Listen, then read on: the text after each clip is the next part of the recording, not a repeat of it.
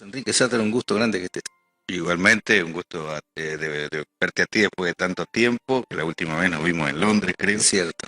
y ver a la audiencia de un canal de Venado Tuerto, que después de todo no es común que, aunque yo haya nacido en Venado Tuerto, esté frente al público venadense. Claro, en aquellos tiempos, además que vos te fuiste, había menos medios de comunicación. ¿Cuándo fue esa partida tuya de Venado Tuerto? Bueno, yo me fui de Venado Tuerto hace 50 años. 50 años.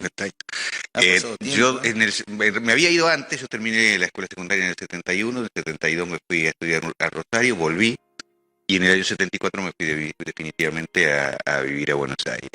Y efectivamente, tú decías de los medios, había muchos medios gráficos. Yo trabajé en los tres medios gráficos que en ese momento había en Venado Tuerto, que eran el Alba primero, El Alba. que Muy empecé a bien. los 15 años, luego el Diario, que salió fugazmente, pero que era, bueno. El Y diario de Don López creo que era el titular, me parece. yo no me acuerdo, era un Bueno, abogado joven que lo había está bien. comprado y algo por el estilo, pero duró poco. Y luego en La Opinión, de Eh, los recordados hermanos, ya no me acuerdo el nombre, pero que Uno era estaban. Cacho de la Canta y el otro era, bueno, también había, era eh, justamente yo, No, eran dos hermanos que eran sí, tipógrafos, que exactamente, tenían ahí el taller en Juan B. Justo y Alberdi, Alberto. obviamente. La opinión, por supuesto. Ahí estuve un año casi trabajando hasta que me fui a Ahí Buenos Aires. empezaste a depuntar el amor por escribir, por el periodismo. Ahí, ¿qué te llevó a trabajar en los diarios? ¿Qué edad tenías? ¿15, 16 Cuando años? empecé, 15 años. Mis primeras notas en el Alba fueron en una columna que se llamaba Enfoque Juvenil. Me acuerdo que eran los hermanos Graciano, los Sí, directores del lo recuerdo. periódico. Y me aceptaron la nota y empecé a escribir una columna durante un tiempo. Después ya la otra etapa, más bien la de La Opinión, que fue la más consolidada, ya fue en el año 72, este año que yo estuve, 73, que estuve luego de volver de Rosario. Y bueno, la literatura a mí me importó desde que me acuerdo, no recuerdo haber hecho otra cosa que leer, Ajá. y siempre que leía me gustaba escribir mis propias cosas. Ahora, yo empecé a leer, recuerdo bien, leyendo la revista El Gráfico. Y me acuerdo siempre de Osvaldo Ordizone, un gran escritor, Mm. notable, Osvaldo Ordizone. En tu caso, ¿qué fue lo primero que te llevó a entusiasmarte con la lectura? Bueno, los libros que leía de muy chico, en mi casa siempre mi mamá compraba libros, ella era profesora y le gustaba que nos enseñó a todos los hermanos a leer a los 4 o 5 años, mucho antes de empezar la escuela. Y yo de chico tenía las colecciones, recuerdo siempre básicamente una colección que seguramente todos los de nuestra generación se acuerdan, que era la colección Robin Hood, Robin una Hood, colección sí. amarilla con Sí, clásicos, y exacto. bueno, y ahí me empecé a ¿Y entusiasmar. esa foto? A ver, ¿qué queda esa foto? Oh, no está bien. Esa foto estoy con mi hermano, con Tato, que lo conocen aquí seguramente mucho más que a mí. Bueno, haciéndonos los cowboys, vaya a saber qué, ¿no? No sé, supongo que tendríamos 3, 4 Claro. años, una cosa por el Tato, que estilo. hoy es actor, director teatral, además, por supuesto, una terrible trayectoria aquí en Venado, en toda la zona. Distinguido como actor, eso nunca fue lo tuyo, ¿no? La actuación no. No, me hubiera gustado, yo tengo pasta de actores, porque yo soy locutor de radio y he hecho programas de televisión, y ser locutor de alguna manera implica también Claro, actuar, pero ¿sabes cuál fue mi problema por a el cual ver, no fui actor? Porque soy incapaz de decir de memoria hasta un poema de Neruda. bueno, eso me llama la atención. En Es raro, serio, ¿no? soy un desastre. Ni las canciones me acuerdo de memoria. Pero puedo escribir los versos más tristes de esta noche. Bueno, pero más de ahí, Hasta ya ahí no. llegamos. Hasta ahí puedo llegar. Bueno, ahí aparecen distintas fotos. ¿Esta La foto estoy dónde mirando. es, por ejemplo? Esto es en el Museo de la Ciudad de Londres, con una vieja bicicleta que está expuesta en el museo. Esta es en Marruecos, en la Medina de Marrakech. No, de Marrakech, no, de Fez. Has recorrido, bueno, ahí estamos en tu biblioteca personal, puede ser. Ese es mi departamento en Londres actual, que eso fue mi primera novela, lleva unos cuantos años esta foto. Esto es una viñeta que me hicieron en la revista G, que se produce aquí Ajá. en Venado Tuerto, que tenía una sección que se llamaba Buenas de Errante. Estoy leyendo poesía en algún momento. En España era esto. Bueno, pero claro, las fotos nos pasan así rápidamente y uno ve distintos libros. Vamos a volver a las fotos. Pero lo cierto es que tenemos un Enrique Sátera que tiene hace 50 años su partida de Venado Tuerto con todo ese tránsito por La Opinión, El Diario, El Alba, que eran los medios gráficos de ese momento. Y claro, llega un momento que hay que plantearse la instancia de ir a estudiar. Apareció un desafío, ¿no? ¿Qué fuiste a estudiar? Bueno, no, yo en realidad fui a estudiar psicología a Rosario cuando terminé la secundaria, pero estuve nada más que un año por cantidad de circunstancias que sería largo contar. Y me volví y me puse a estudiar historia y geografía en el profesorado, en el Instituto Superior del Profesorado. Pero a mediados del año 74 me ofrecieron un cargo de secretario de prensa y secretario privado del decano en la Facultad de Veterinaria de Buenos Aires. Y entonces, claro, yo no podía negarme, que quién hubiera desperdiciado esta oportunidad. De allí en más, volví a Venado muchas veces, pero ya no volví a vivir ahí. Y luego estuve un tiempo estudiando letras también, pero nunca me fui muy partidario de la enseñanza sistemática. Yo soy un poco anarquista para estas cosas. Finalmente sí, pero ya a los 50 años me saqué el grado en filosofía, estudié la carrera de filosofía y me saqué el grado en filosofía, pero en Madrid, en la UNED de Madrid. Bueno, de aquellos tiempos en Buenos Aires te recuerdo haber compartido contigo una de Sí, claro. las habitaciones en la pensión de calle Darwin, 860, con el cura Faraoni, que era el responsable, y grupo de estudiantes de todo el país y del mundo. Sí, ahí, sí, claro, es verdad, que estuvimos con el juntos. peruano, por supuesto, Quevedo, que siempre manda saludos, y así, Fernando del Carpio Quevedo, de él me refiero. Esa etapa, ¿no? Que con toda la épica y las características de esa coyuntura tan especial que era 73, 74, 75. Claro. Sí, yo estuve al poco tiempo, fue en la época aproximadamente, yo fui a Buenos Aires muy poco antes de la muerte de Perón. Claro. O sea que luego me agarró toda la etapa de la intervención en la universidad, que estuve en la universidad como secretario de prensa 3 meses, porque Claro. en septiembre intervino en la universidad y al primero que nos echaron fue a todos los cargos políticos y Claro. eso, ¿no? Otalagano entró como Otalagano entró como interventor de la universidad. Y entonces, bueno, empecé a buscar otros trabajos, otras cosas, y en una de esas vueltas coincidimos en la pensión, que yo no sé si no me la conseguiste Sí, vos, ¿no? Claro, calle Darwin 860, Claro. recuerdos imborrables, ¿no? Sí, De esa sí, etapa. sí. Bueno, Recuerdo imborrable de uno que roncaba, además que no nos dejaba dormir. ¿Te acordás? Uno flaco alto que roncaba tanto que no se podía vivir con él. Es cierto. Pobre. Esas historias que son inolvidables, por cierto. Bueno, esa es una etapa en tu vida que de pronto, en algún punto, golpe militar mediante, dictadura, esa coyuntura, generó en vos la necesidad de encontrar nuevos rumbos.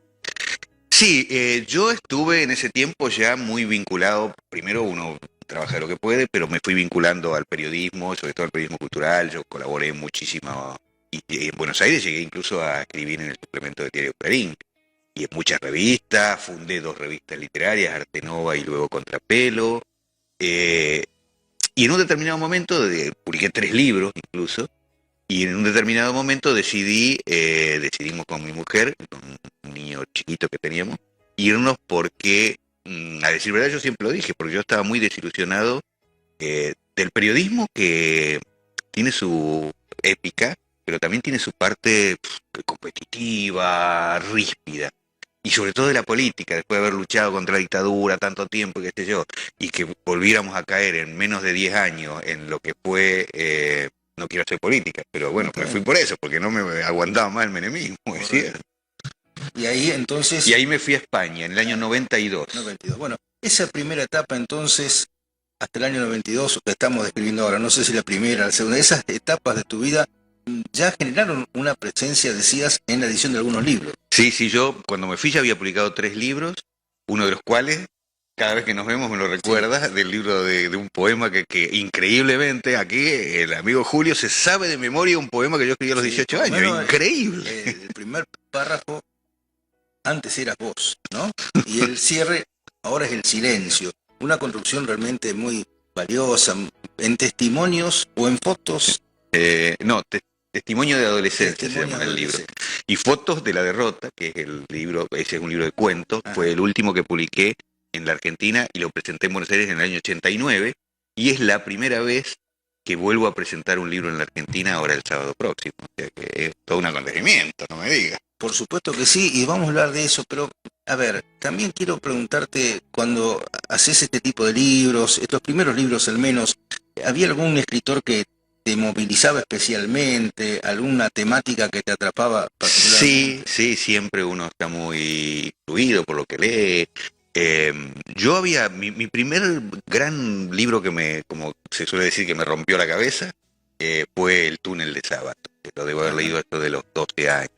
hasta ese entonces había leído muchísima literatura, pero más clásico, incluso literatura, algo de Oscar Wilde o Hombrecitos y Mujercitas, digamos, lo que se lee a los 9, 10 años, ¿no?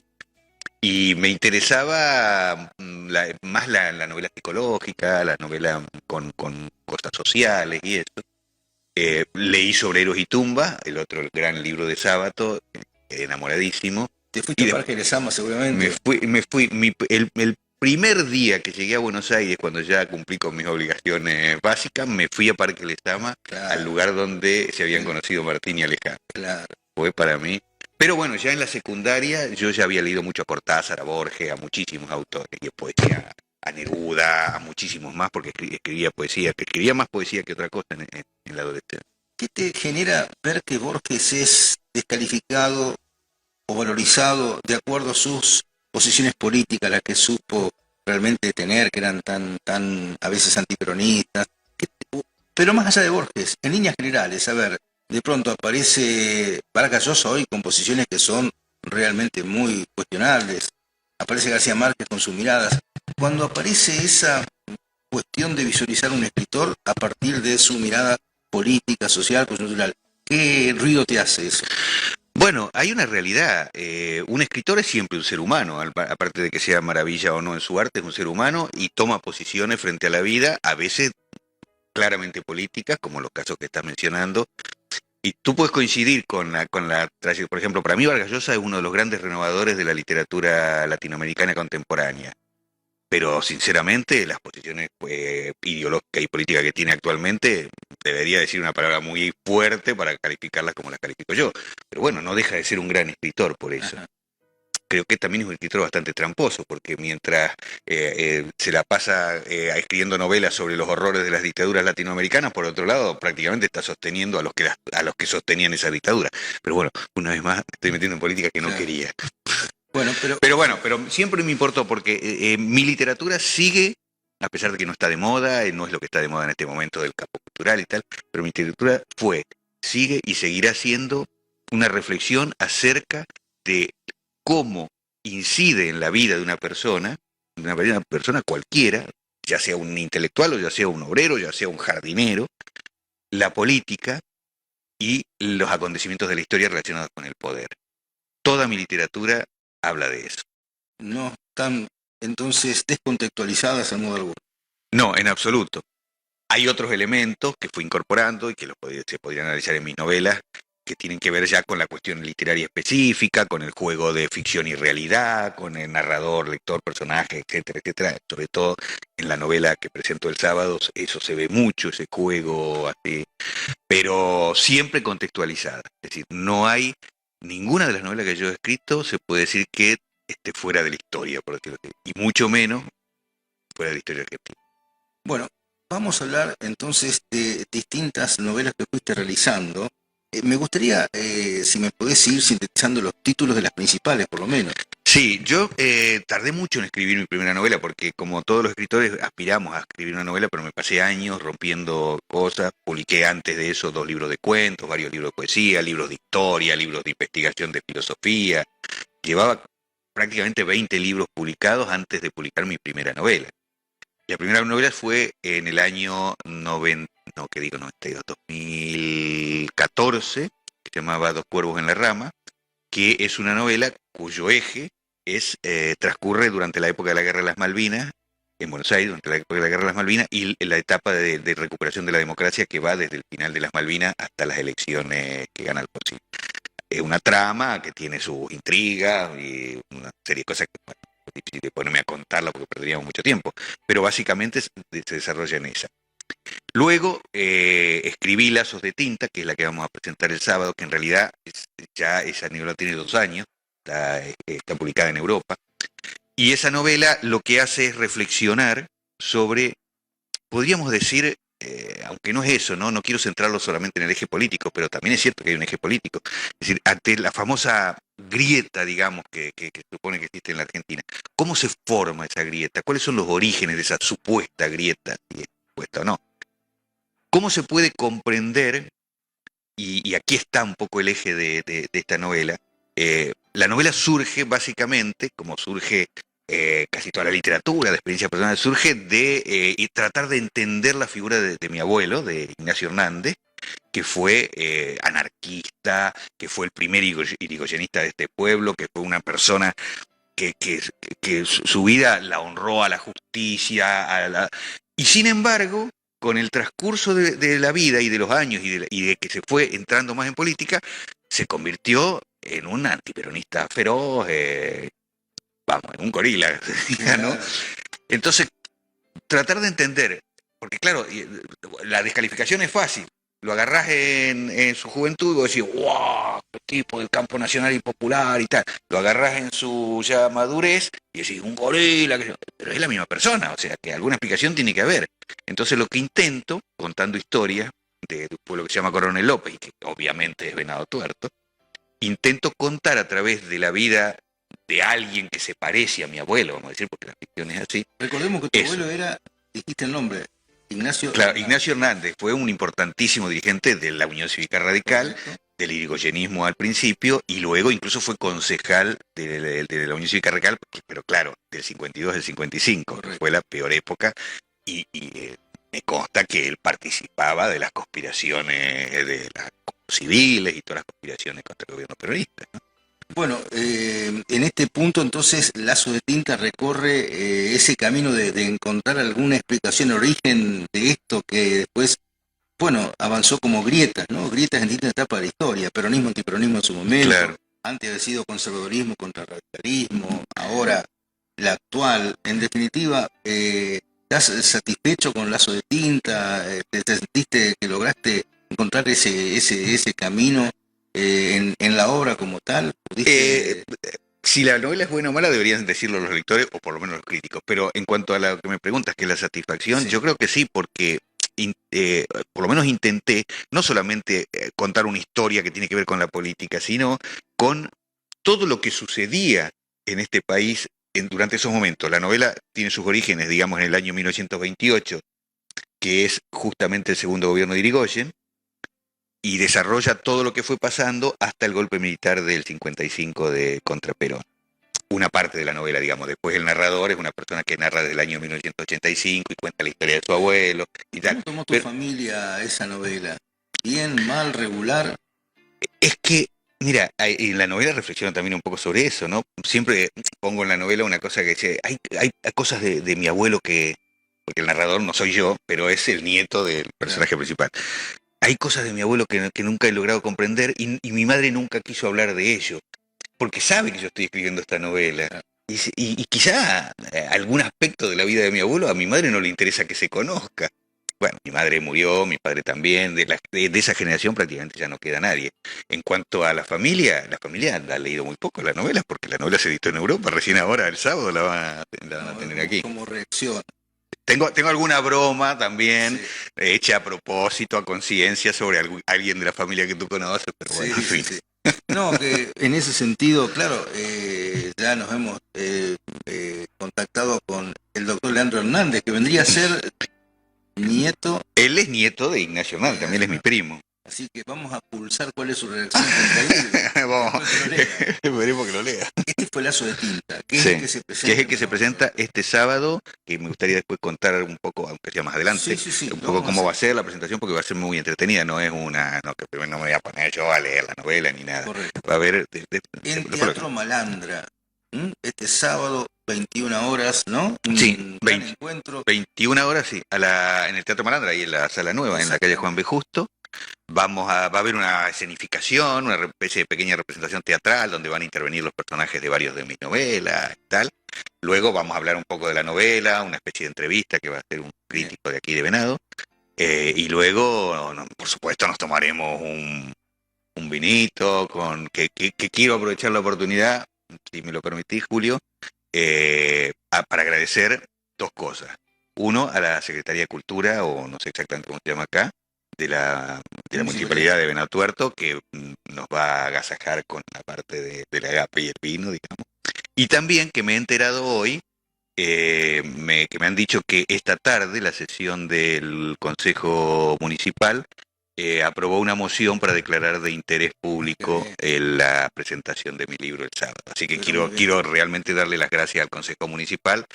Y esos son unos reconocimientos que, bueno, uno se siente orgulloso porque es mi pueblo al final, ¿no? No, por supuesto. Bueno, y desde ya que en su momento ya lo hicimos saber, ¿no? Hemos logrado que tu trabajo, ¿no?, sea reconocido incluso por la Cámara de Diputados de la provincia, que eso es otro punto. Te estaba por agregar eso también, agradecimiento a la Cámara de Diputados y a ti que presentaste en su momento este proyecto. Claro, hace ya 3 años, 3 años atrás, ¿no? y fue por supuesto a partir de valorizar. Ahí obviamente Enrique Daniel Zárate, con su trayectoria en Venado Tuerto, en España, en Inglaterra, y con este tipo de obras que bien merecen realmente un reconocimiento institucional. En este caso fue propiciado por el Consejo Municipal y me parece muy bueno, como en su momento lo propiciamos desde la Cámara de Diputados. Enrique Zátara está con nosotros y lo vamos a tener todo el programa para que nos siga contando, por ejemplo, de su paso por España, por Inglaterra, de la presentación del día sábado de su libro Lazo de Tinta en Teatro Malandra, en Venado Tuerto. Pero te propongo que veamos un poco un video que sintetiza parte de eso que estabas contando, ¿no? Perfecto. Lo vemos.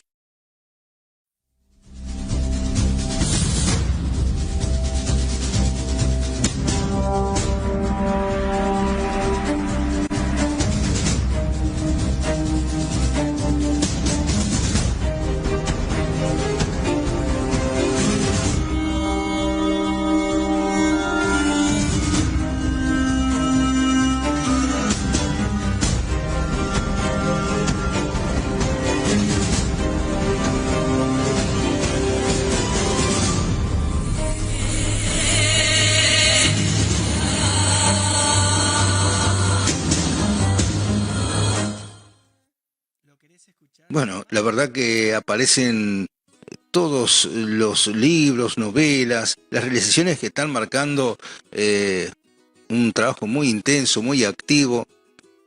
Y un escritor, cuando pone en marcha esas construcciones, ¿cómo hace con su vida? ¿Se tiene que concentrar, meterse a fondo, aislarse del mundo? ¿Cómo es en tu caso? Bueno, hiciste una buena pregunta, ¿cómo es en mi caso? Porque el caso de cada escritor es diferente. Ajá. Afortunadamente no hay técnicas para esto. No hay técnica. Sí, no, yo vivo.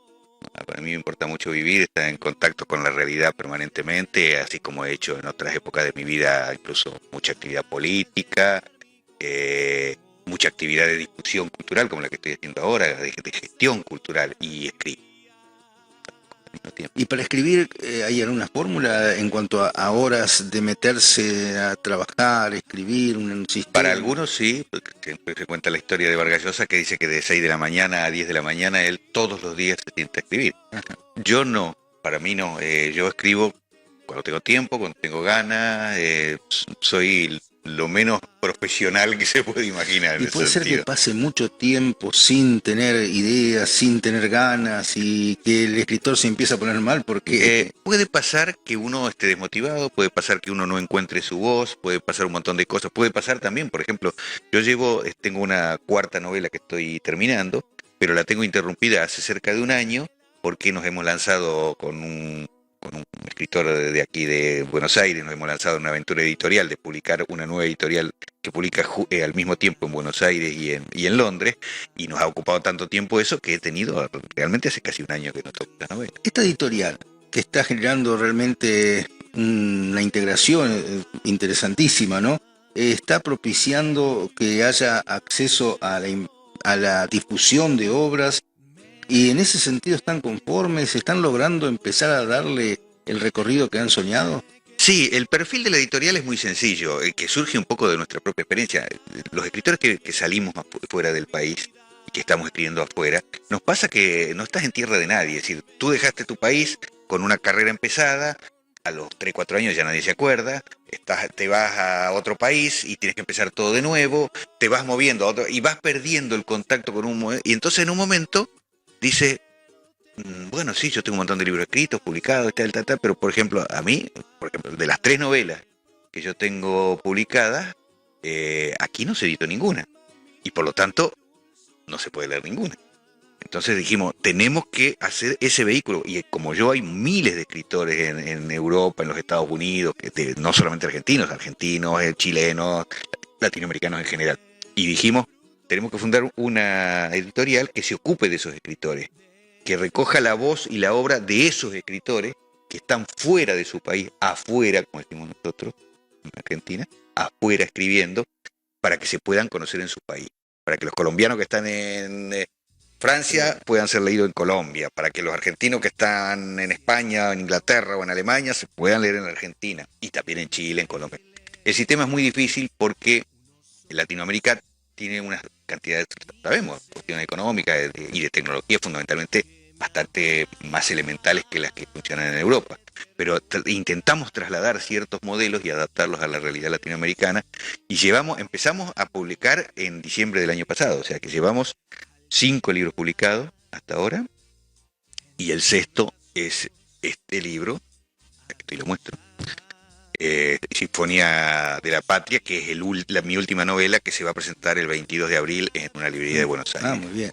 Bueno, vamos a tener que hablar también del recorrido por España y por Inglaterra. Vamos a tener que hablar de otras anécdotas, de otros relatos de un escritor talentoso como Enrique Sátera. Ahora vamos a ir al encuentro de nuestros anunciantes. Hacemos un paréntesis con Enrique. Va a entrar a la cancha Sergio Di Martino. El caso de Enrique Sátera en el fútbol, ¿cómo fue? Porque Sergio me consta que, no sé si actualmente, pero en su momento era un excelente delantero, centro delantero. ¿En tu caso? En mi caso, en materia futbolística, como se solía decir, no sé si se sigue siendo así, yo he sido un auténtico patadura. Jugaba al básquet cuando era adolescente, pero al fútbol también jugaba porque me gustaba, pero era tan malo que ni de arquero me ponían. Ah, bueno, demasiado malo. Ahora, el básquet ahí enfrente en el Club Chanta. En el Chanta, por supuesto, claro. Ahí con Don 40 seguramente. 40 era nuestro entrenador de las categorías inferiores, ¿no? Claro, en esa recuerdo, época, claro. Don 40. Bueno, bárbaro. Pero también Enrique Sátera, que fue, me decías, periodista en España. Bueno, he sido periodista toda la vida, de eso viví. Ajá. Fundamentalmente. Yo siempre digo que mi vocación periodística, más que como vocación, nace como una necesidad de buscar una manera de ganarme el pan en lo más parecido posible a la literatura, que era lo que siempre realmente me importó. ¿Y haces televisión, radio? ¿Qué hacías En España he hecho de todo. Siempre mi especialidad y mi preferencia ha sido el periodismo gráfico, o sea, periódicos, revistas, etcétera. Pero bueno, he hecho mucha radio. En España, sobre todo, mucha radio. ¿En qué ciudad o en qué zona? En la zona de Málaga, de la Axarquía, digamos que es una zona de la provincia de Málaga. La capital se llama Vélez Málaga. Ahí hice mucha radio, en pueblos más pequeños también, y también televisión. En los últimos años que estuve, los últimos 5 o 6 años que estuve en España, estuve haciendo mucha televisión también, en diversos canales. ¿Y aceptan a un extranjero así? Sí, mira, no solo eso, yo tuve 11 años, un periódico comarcal, realizado en Vélez Málaga, y era uno de los periódicos más, un partido político, en una oportunidad incluso me contaron, hicieron una encuesta para ver cuál era el medio de comunicación más confiable para la gente, y era el mío. Y cuando se cumplieron los 5 primeros años, porque duró 11 años, cuando se cumplieron los 5 primeros años, me acuerdo que hicimos una fiesta en un local, y estaban prácticamente todos los intendentes, los alcaldes, sí, de los pueblos de la comarca. Todos estaban en esa fiesta, del Partido Popular, del Partido Socialista, de Izquierda Unida, del Partido Andalucista, porque todos respetaban como trayectoria periodística la objetividad, pero la objetividad real, no la objetividad falsa que nos venden en la escuela de periodismo y que después se traduce en periodistas que hacen de militantes políticos de los partidos.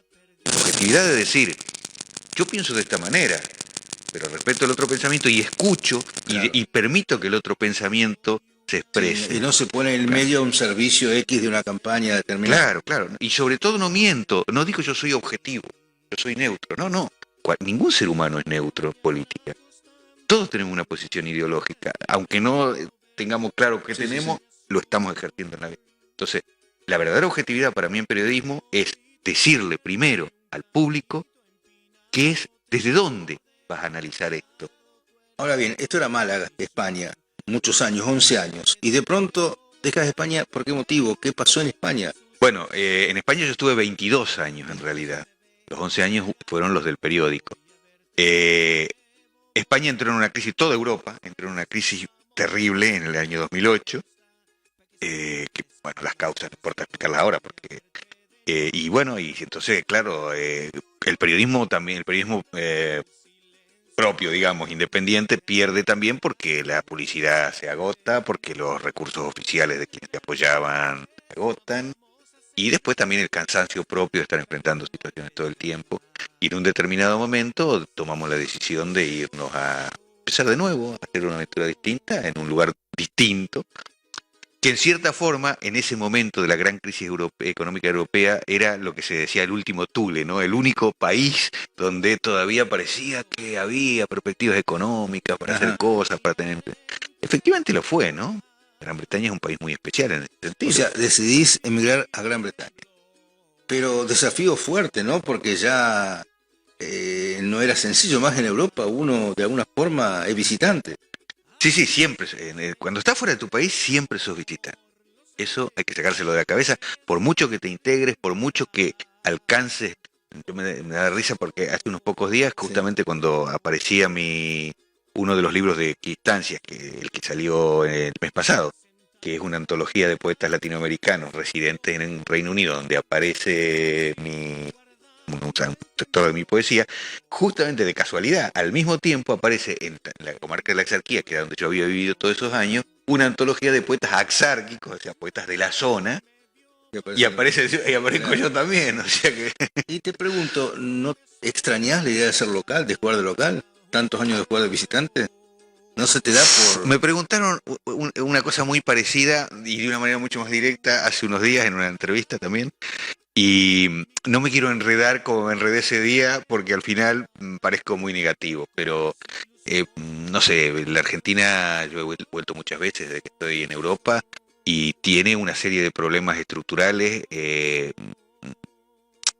de cultura social también que en cierta forma resultan un poco irremediables, es que en la medida, no es que nada es irremediable, pero cuando tú ves que una y otra y otra y otra y otra vez se sigue repitiendo lo mismo, tú dices, quiero mucho a mi país, pero bueno, también están las expectativas personales, las necesidades personales. No todo el mundo se va, ahí está el mito, los emigrantes económicos se van porque no tienen trabajo y van, los emigrantes, los exiliados políticos que se van, sí, todo eso existe, pero también estamos los que nos vamos por hacer otra aventura, por vivir en un lugar distinto, por cambiar por cambiar nomás, como decía la canción de Fito Páez.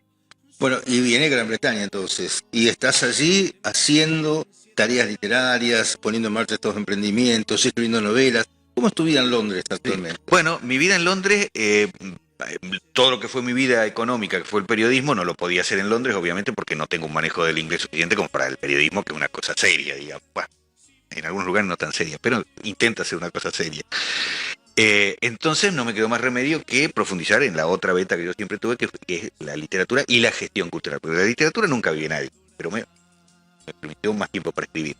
Y yo vivo fundamentalmente de gestión cultural, que tengo un proyecto cultural que se llama el Ojo de la Cultura Hispanoamericana, donde tenemos talleres de formación para escritores, para aspirantes a escritores latinoamericanos, etcétera, etcétera, o españoles, de habla española, que hay muchísimos que están ahí, y difusión de autores latinoamericanos poco conocidos en el mundo anglosajón, organizamos conferencias con universidades, en fin, con el Instituto Cervantes de Londres colaboramos mucho, de hecho yo estoy a cargo del club de lectura del Instituto Cervantes de Londres, y luego una editorial que fue el producto de todo ese desarrollo inicial de El Ojo de la Cultura, que es la editorial El Ojo de la Cultura, que edita en Londres, llevamos editados más de 50 libros en 5 años.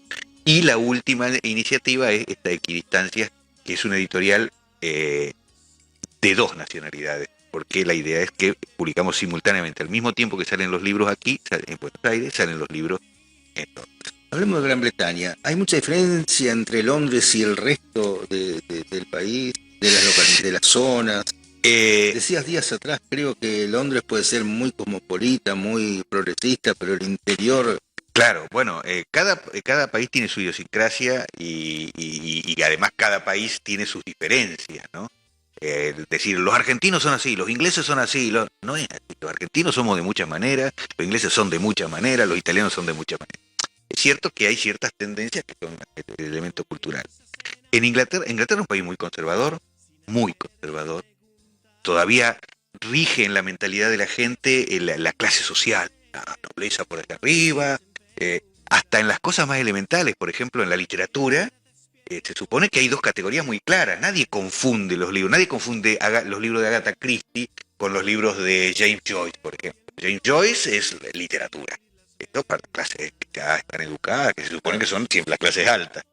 Agatha Christie es entretenimiento para que la gente la lea en el metro y tal. ¿No? Hasta en eso, ¿no? Y se basa mucho, es una sociedad muy clasista, es una sociedad muy, muy estratificada. Pero Londres es todo lo contrario. Londres es una ciudad que tiene más extranjeros que ingleses, claramente, y donde además se concentran todas las segundas y terceras generaciones de las inmigraciones que venían de las excolonias, como la India, por ejemplo. Hay muchísimos indios, pakistaníes, bangladeshi, hay muchísimos africanos, hay muchísima población negra en Londres, y ahora también muchísimos latinoamericanos, muchísimos polacos. Es un mundo muy, muy multicultural, y no es casual que en ese mundo tan multicultural se viva mucho mejor, no digo económicamente, sino se conviva mucho mejor, y que siempre, a contradicción de lo que es el resto del país, siempre sea una ciudad capital con gobierno de izquierda. Argentinos triunfantes en el deporte en Inglaterra hay muchos, desde el Kun Agüero a tantos otros, ¿no? Sí, claro, y además son muy admirados. Y ese punto dejó atrás lo que fue el conflicto con Malvinas. En ese punto, por lo menos, no aparece esto que nos divide tanto, ¿no? O nos aleja tanto de lo que son las Mira, políticas. Julio, hay cosas que uno no se entera, pero que te vas enterando con la historia, por ejemplo. Y durante el conflicto de Malvinas, la fábrica Rolls-Royce, que está en la zona de las Midlands, que es la que fabrica los motores de los aviones de guerra, los obreros hicieron una huelga, se negaron a arreglar los motores de los aviones en solidaridad con el pueblo argentino. De manera que ya ves que las cosas no son tan homogéneas. Me quedan unos últimos minutitos y quiero preguntarte, porque claro, hay tantos temas. Boris Johnson, ¿se salvó por la Se guerra? salvó por la guerra de Ucrania, pero bueno, sería largo desarrollarlo. Bueno, Aprovechemos los últimos momentos para hablar de la presentación y del la libro. presentación del libro entonces es este sábado 9 de abril, 21 horas, Teatro Malandra. Quiero que me des cuenta entonces nuevamente del perfil de esta convocatoria, porque va a tener unos condimentos muy especiales, ¿no? Sí, creo que sí. Primero porque que lo tengo que agradecer, además de haber agradecido, como agradecí recién, al Consejo Municipal, etcétera, pero también al grupo del Teatro Malandra, está mi hermano también, Sí, lo por sabemos, supuesto. el Teatro Sátara, porque además de ofrecer el sitio para hacer esa presentación, la promoción y tal, se han ocupado de hacer preparar una escenificación que tiene que ver con novelas y tal, que va a ser muy curiosa, muy, muy divertida. Y después, bueno, haremos una pequeña entrevista acerca de la novela con Marcelo Sevilla, de la revista G. Y luego, por supuesto, como no podía ser de otra manera, vamos a tomar un vino, vamos a socializar, Eso, lo repito una vez más, agradezco a la Secretaría de Cultura de la Municipalidad de Venado Tuerto, que es quien va a ofrecernos este brindis. Este sábado entonces una gran convocatoria abierta para ir al Teatro Malandra en Juan B. Justo, así que así estaremos, por supuesto, acompañándote un momento que va a tener una carga de emotividad muy, muy, muy intensa. Muy es la primera vez, yo lo estoy diciendo, es la primera vez desde el año 1989 que yo vuelvo a presentar un libro en la Argentina. Así que sí que es muy emotivo. Bueno, felicitarte por la trayectoria y agradecerte por tu presencia aquí.